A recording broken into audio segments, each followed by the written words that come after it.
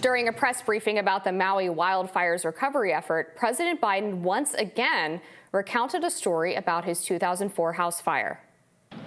I didn't do anything like that, but lightning struck my house. We had to be out of that house for about 7 months while it was repaired because so much damage was done to the house and half the house almost collapsed.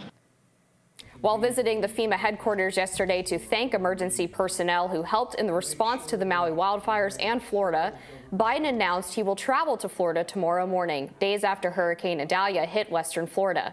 However, the visit may do little to take attention away from the federal government's Maui response. Here's a scene from the White House press briefing room earlier this week. Given the cost of living in Hawaii, specifically in the Lahaina community, is anything being done right now? Are there considerations or efforts being made to try to raise that cap, that $700 figure for those who are there? Yeah, the $700 figure of critical needs assistance is really just that amount of funding for some of the very immediate needs that individuals have.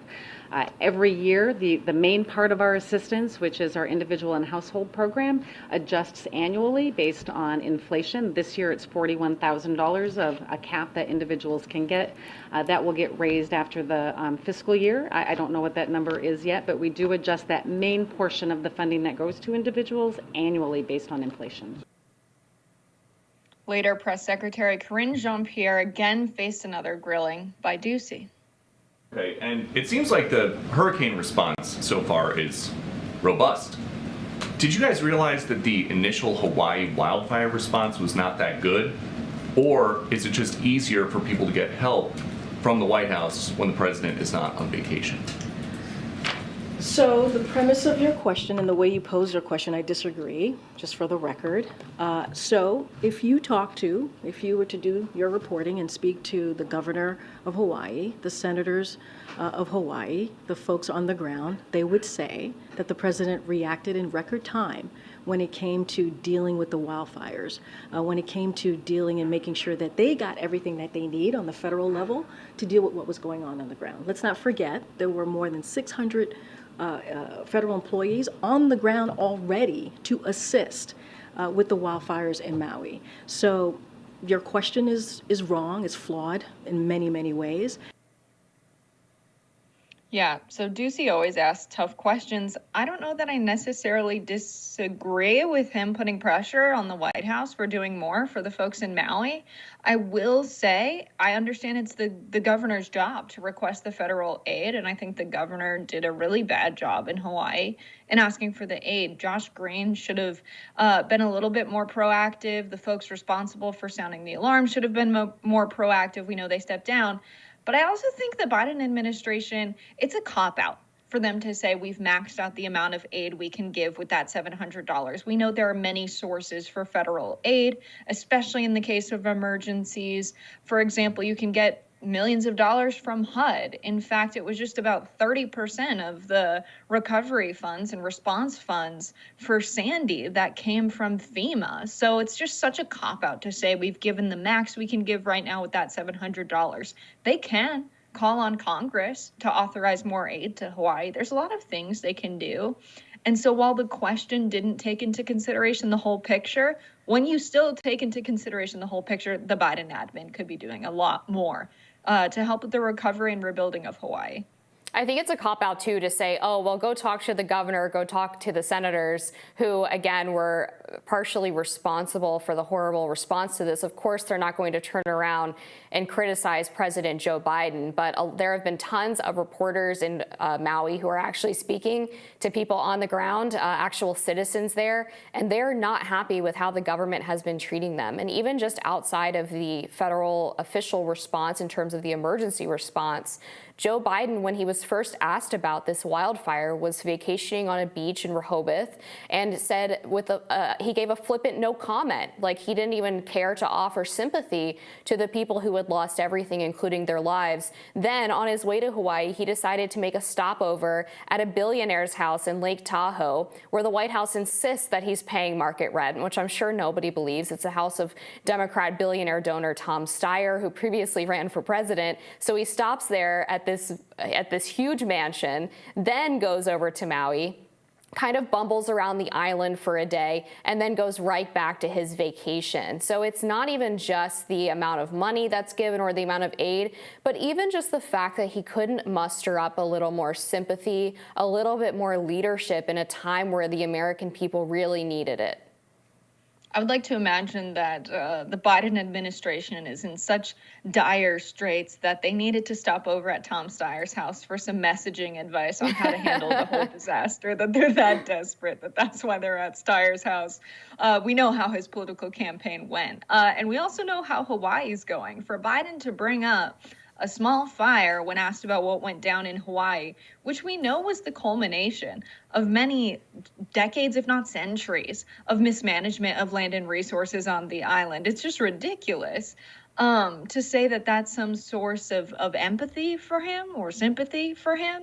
It's absurd. There's a lot more the federal government can be doing right now, and I think it's dangerous when we get into a place, and I've seen a lot of Democrats do this, defending Biden, saying to leftists who are calling for more aid that it's a right-wing talking point to say that $700 is not enough and he did all he could by giving that $700. No, absolutely not. There's a million things more he could be doing. He could have visited earlier. He could have decided, all right, vacation ends here. It turns out there's a disaster in the country that I am the leader of. Like, we are giving him so much slack, Democrats especially. And when you think about the kind of country you want to live in, a lot of Democrats say they're very compassionate. They believe in, good disaster response, taking care of people, et cetera. And they would hold someone like George Bush accountable for disaster response failures, but not Joe Biden. I really think we need to have a higher standard for someone who's in the highest public office, who can much more easily access emergency funds than anyone else in the country, than Congress, than the governors and the folks there in Hawaii. He can mobilize resources a lot faster. And by saying, well, we need Congress to authorize that money, we absolutely don't. It's been done before in the past in other responses to hurricanes like Sandy. And so it's just an absolute just mismanagement of our political rhetoric to say, oh, we're making excuses for Joe Biden. He was justified in only authorizing that amount of money because technically it's all he can. He was on vacation. There is so much more he could do, and we should just have a higher standard for those serving in public office. Yeah, and on a more local level, in addition to the decades of land mismanagement that you mentioned, there is also just blatant incompetence within the Hawaii government and the emergency response. You had two completely unqualified individuals running the emergency response system, and then another individual who was in charge of getting water to these folks as the wildfires broke out. He apparently delayed doing so.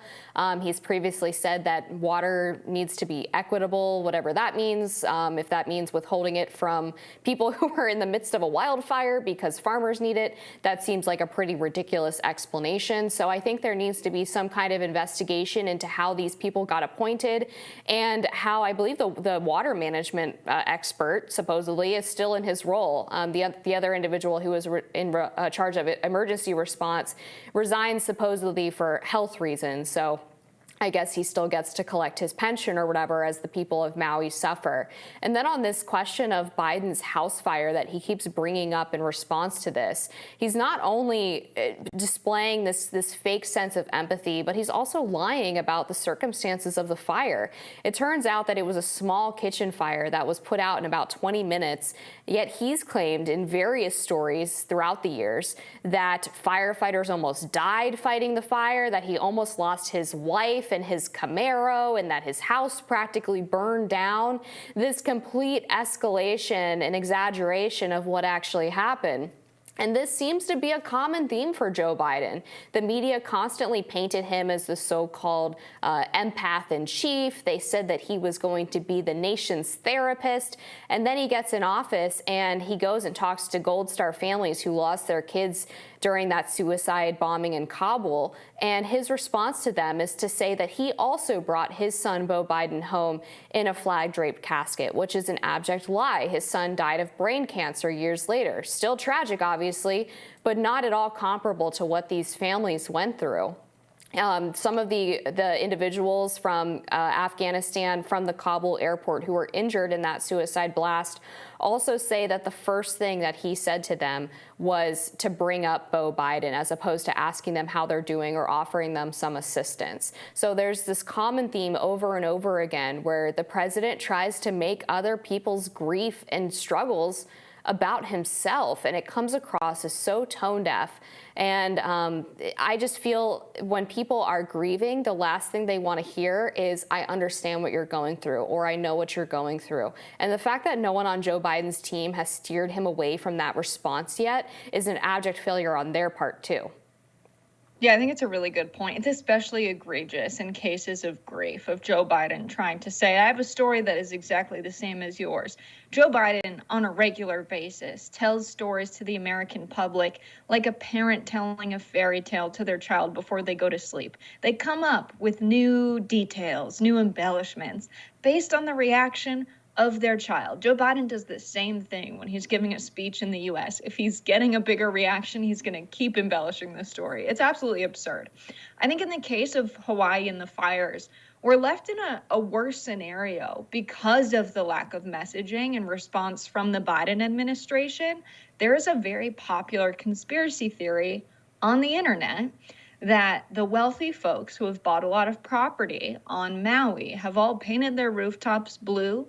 And that's something that's very common with people who have homes in tropical climates. But the conspiracy is that they've done this because there are these electromagnetic lasers, and that is actually what caused the fire, and the blue is immune to the lasers. Now, the fact that people are so skeptical of the elites in this country that they will take to this theory, and it's so popular on the internet because it's getting clicks and it's getting traction, because it is believable. Because people are that skeptical of the elites in the United States of America. Now, there's something at the heart of this. Definitely don't believe in this conspiracy theory, but why is it the case that the billionaires in our country are able to buy up property and land on Maui when locals are struggling to just have clean water, right? That's the real problem. Why is the land so dry and so poorly managed that it burns so easily when there is a spark?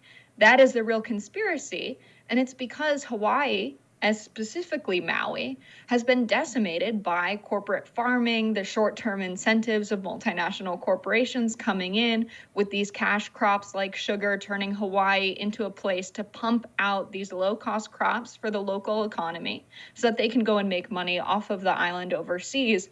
And they've really pushed out the locals. And then the parts of Hawaii that are very beautiful and nice to live on, we have people like Oprah Winfrey having their vacation homes there. That's the real conspiracy. We know who we should be mad at. It's very obvious to me. And so I think moving forward in the case of Hawaii, we have to pay very close attention that we don't repeat history there. And it's not BlackRock going in and buying the land because it's cheap and developing it and selling it for short-term gains over the next 10 to 15 years. We have to make sure that the recovery is relevant to the folks who live on the island. And if we see folks in public office just ignoring what's going on in Hawaii, they're going to end up worse off than they even were before the blaze.